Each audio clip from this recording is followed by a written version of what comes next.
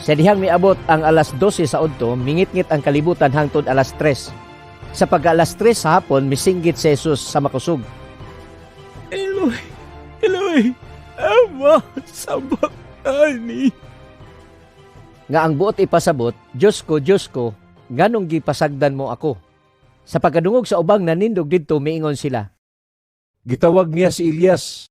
Diha-diha midagan ang usa ka tawo ug mikuha og espongha o gituslob niya sa aslom nga bino.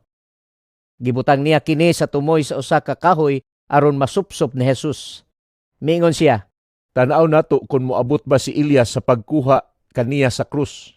misinggit sa makusog si Jesus og nabugto ang iyang gininhawa.